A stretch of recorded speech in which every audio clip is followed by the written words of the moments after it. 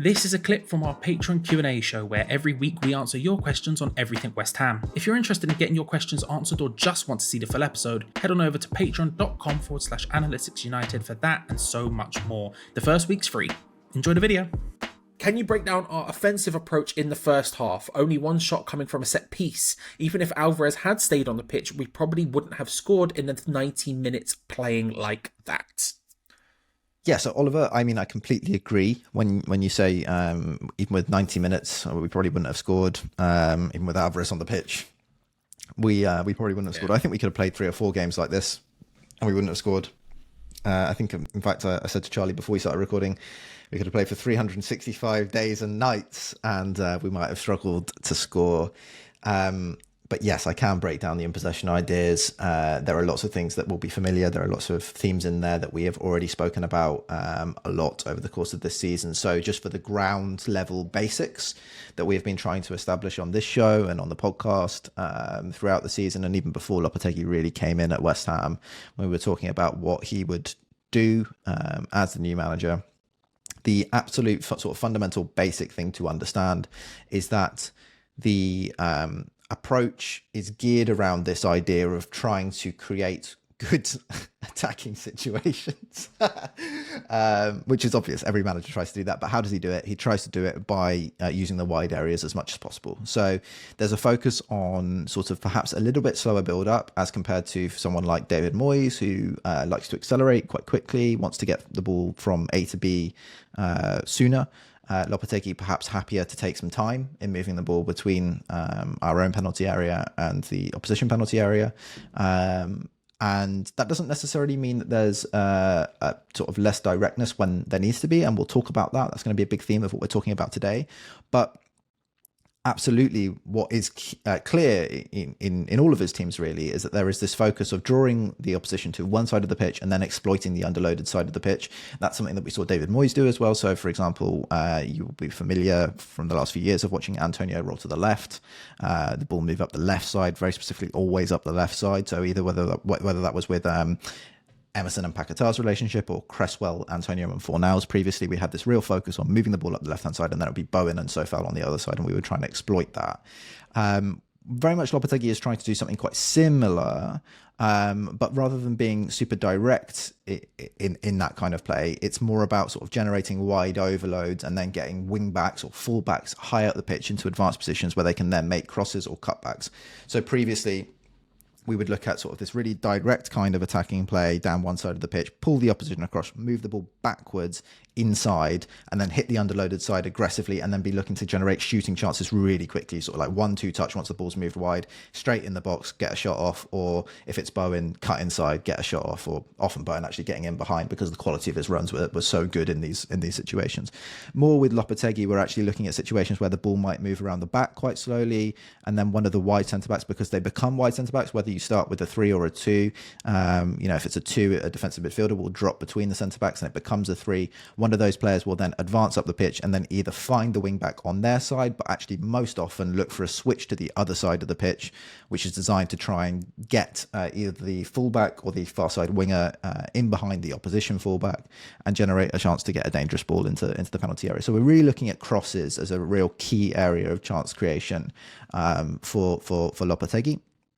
And we can sort of break into how he's been doing that at West Ham. And the Forest game is actually a really good example of some of these ideas. And it's a really clear example of how we see him implementing these ideas at West Ham, because we see this focus so much more clearly because of the fact that we started with a back 3 rather than a back 2. So where it might become previously a little bit more complicated or difficult to explain, because say we have one midfielder dropping out and then the centre-backs are advancing and the full-backs are advancing, this just looks like a flat 5 at the back or 3 at the back with 2 wing backs advancing. It's much easier to kind of talk about these things and how they work out. So this is early in the match, sort of 6 minutes into the game. We see Todibo on the ball in the centre of the pitch.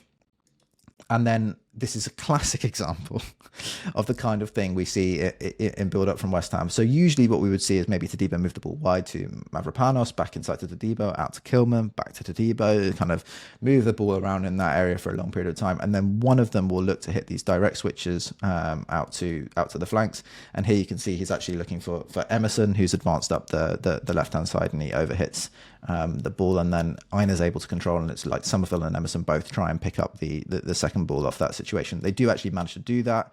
They move the ball back to Kilman. There's another extended period of play around the back before then Kilman does exactly the same thing, hitting exactly the same ball, this time from the left side of the pitch to the right side, where it's Paquetá and Wan-Bissaka that he's hitting.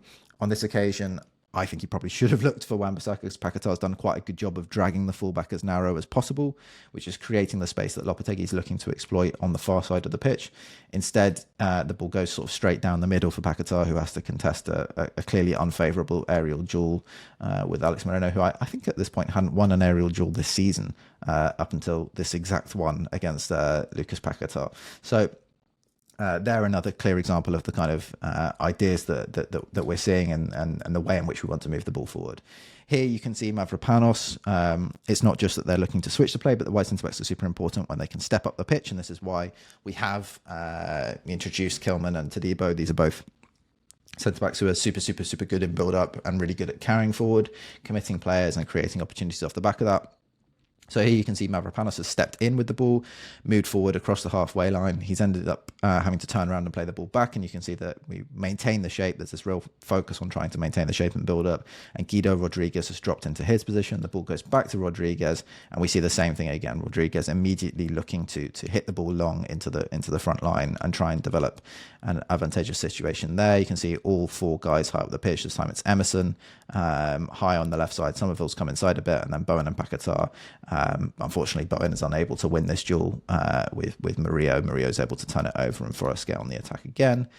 Then we have another example. I mean, I could do this for the whole game. There's so many examples of this, and I think on this occasion I can't even see who that is. It's Todibo who's going forward with the ball. Mavropanos has now stepped into central centre back, and Todibo again is moving up the right hand side, as we see from the centre backs. He perhaps is a little bit more keen to try and engage the central midfielders slightly more than the other two centre-backs, I would say, and he moves the ball into Guido Rodriguez. But then Guido Rodriguez, you can see the ideas here, because straight away, as soon as Guido Rodriguez gets on the ball, he's immediately looking to hit the switch. The idea being that with Todibo stepping up, Forest will have had to have moved across to that side of the pitch a little bit, and there will be space for the far side wing back. And the ball goes out here, and it's actually a terrible ball out to the far side, and it goes straight into Einer, and it's nowhere near Emerson at all.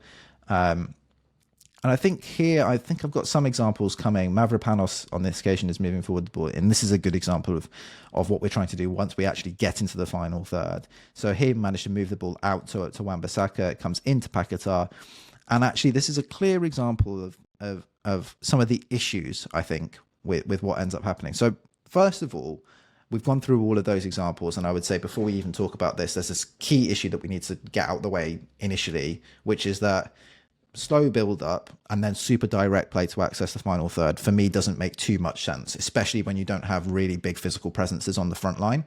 So it's not like, especially in this game where our front three is Somerville, Bowen and Paquetá, and then you've got Wan-Bissaka and Emerson joining that. It's not like we've got, really big physical guys at the top of the pitch who are able to win those duels and then progress the play forward from there. So I think it's very difficult for us to control the match with all of these long balls. I think it makes it really easy for the game to become quite transitional, and certainly transitional in the opposition's favour. And we've seen that a lot this season, right? Where teams have been counter-attacking really aggressively. Those conditions are naturally created if you're going to be whacking the ball long quite a lot of the time, not winning the duels, and then teams are able to counter aggressively off those situations. We've seen a lot, whether it's been long balls or trying to access the wing backs, we turn the ball over after we've committed two players, often the fullbacks or wing backs, high up the pitch, and then we find ourselves in situations that are actually quite difficult to defend, especially in those wide areas on the break. But yeah, very strange to be doing it in such a direct fashion, and something that's been really consistent across the course of the season. I don't have examples from the Aston Villa match, but if you went back to the very first game of the season, you would see exactly the same stuff. Crystal Palace in match week 2, exactly the same stuff. It's been the same for the whole season. At that point, it was Souček who was joining the front line. I'm sure in this game, if he was available, he would have been doing the same job, where we're seeing the centre-back step forward, whack the ball long, can you win the duel, and then can you create an attacking situation off of that? And crucially as well, I should say that the attacking situations that we're often trying to generate off of that aren't super direct through the centre of the pitch. We're often then trying to move the ball wide to then create crossing situations from good advanced wide positions. But yeah, here's an example in the Forest game of us actually moving the ball forward on the deck. And you can see that Bowen has to move out wide to the right-hand side to be able to help us progress down the flanks. So that's the striker moving wide to help us create the situation where we can actually access Wan-Bissaka to get across into the box. And you can see when he does cross, not only is Bowen out of the box, but the only two players that we have in the penalty area to attack that cross are Somerville and Everson. And Somerville's not really going to be physically able to win a duel with Ryan Yates and Milenkovic, who are the two players that he's up against in this situation. And then you've got Emerson against Aina at the back post. And Wan-Bissaka sees that and actually ends up pulling across all the way back into Alvarez in this situation on the edge of the penalty area. Alvarez's first touch is terrible, and we go back into the centre-backs instead of being able to get a shooting opportunity. And another example of this, which is probably the best example of the entire first half actually, is where Kilman steps forward with the ball on the left-hand side, and he manages to find Emerson in behind Anthony Elanga. So you can see that Elanga is really deep, and this is something that I'm going to come to in a second as well. Super deep, with Aina able to then come inside and get a little bit closer to the centre backs. With Kilman stepping forward, he actually manages to hit that gap between the winger and the fullback, which is probably one of the most dangerous things, or one of the biggest sort of tensions maybe in Forest's defensive system. It's quite difficult for them to react in these situations if you're able to pick that pass through those two players. And Everson gets into a really good crossing position, exactly the kind of situation that Lopetegui is trying to develop. But again, the only two players in the box to actually attack that cross at the point that Emerson is crossing are Somerville and Bowen. No one's beyond the centre-backs. No one's making a run into that kind of space that we see Wood in when he gets his goal for Forest. It's actually really difficult for Emerson to pick anyone out in this situation, and it's super easy for Milenkovic to go and clear. And now the last thing I want to talk about with our in-possession tactics for this specific game. So we've got two things. Just to summarise, we've got direct play to players that aren't really able to profit from those direct situations. They're not able to win the duels. They're not able to create off of those situations. That's the first thing. The second thing is we've got the ball moving wide a lot, and actually we are able to generate some good crossing situations. And we have two issues. One, we don't have enough presence in the box.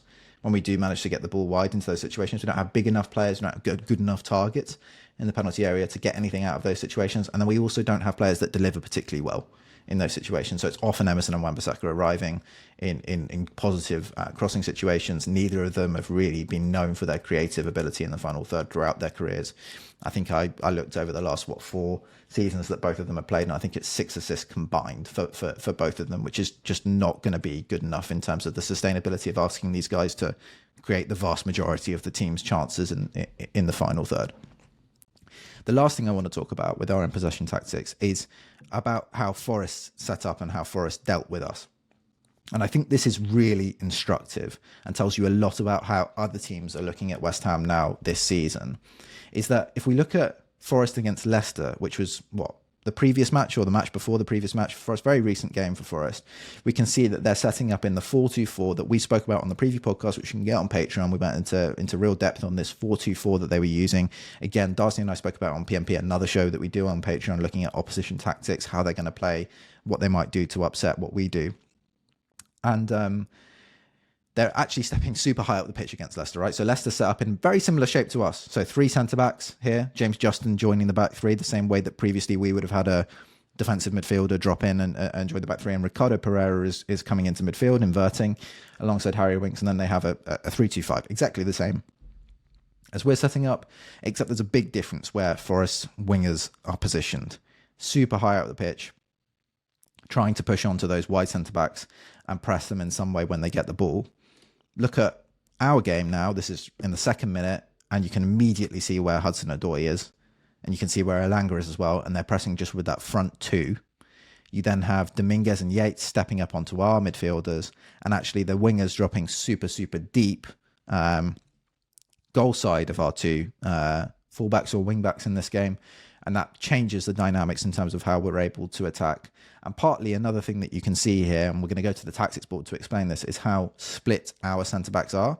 So again, just have a quick look at the Leicester example, how tight those three centre-backs are, how tight those two midfielders are, and then how they're able to generate space in the wide areas. And then look at the West Ham example. If we move to the tactics board, we can see that our idea for how to generate space here was, again, having those three tighter centre-backs, the two midfielders relatively tight as well, incentivise those Forest midfielders or Forest wingers to step up the pitch into that 4-2-4 shape that they have been in recent matches, and then look to create these 2v1 situations out wide. This is how we envisage Lopetegui, looking at this match, where you'd be able to commit both the wing-backs and get the wingers inside and be able to hopefully attack off of these situations. Against the fullbacks, I've highlighted where the spaces are on the pitch, so it's really contested in the centre, which is the yellow bit. There's immediate pressure for any of the zones that are orange. Red is nigh on impossible to get into, and we saw that in the game. The physical dominance of Milenkovic and Murillo, they're so good. It's really difficult to hit the ball direct into the front man and be able to win those duels. But green, maybe a little bit of space. When you're dropping deep into sort of the 9.5 space or into the sort of false 9 space, however you want to term it, bit of space in there, because Forest midfielders can get pulled quite wide. So there's a little bit of central space if you can drop off from the striker position. Really where the big spaces are around the central centre-back, which Forest generally don't ever press. And we saw that in the first example we looked at, where Todibo was on the ball, was able to hit it wide under no pressure, and then also in the wide areas. The difference here is that actually when we play this, our central centre-backs are our wide centre-backs are super, super, super wide. And also Forest respond to this, and also I think partly in preparation for us, because they know how one-dimensional our attack is and how much we're going to be focused on direct play, how much we're going to be focused on generating these situations in wide areas.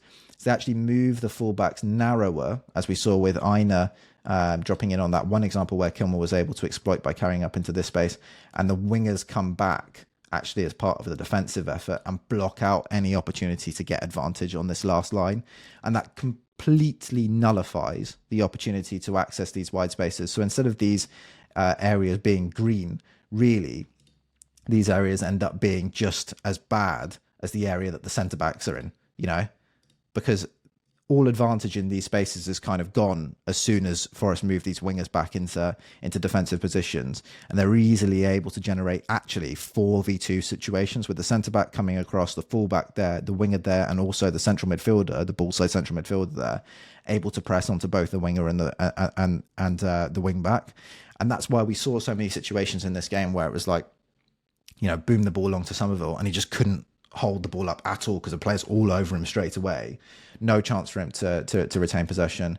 And actually you see, the front two doing all of the work, really covering all of the space, and the two midfielders actually able to step up onto our two. And no real ingenuity over how to then exploit this or create attacks or create positives in the final third differently. Perhaps would have been nice to see more situations where we dropped the wing backs deeper and pulled these midfielders out, or tightened up the centre-backs as we first looked at with that Leicester example, to pull the front two narrower and create more opportunities to play wide, deeper, and incentivise some pressure. But there was no real intent from West Ham to ever bait pressure before playing long. And this bakes in all the problems that you see, because if you can't get the opposition to actually press you in the first place with numbers, and then you play direct, they already have the numbers back there to deal with the situations that you're looking for when you're playing direct. So it becomes a completely, I hate to use this word because it's very strong, but farcical way of playing, because it's just not going to generate you any kind of upside. You cannot play long without first pulling the opposition forward, because they're just going to have more players than you to be able to contest those duels and win the second balls. And that's basically what we saw in this game.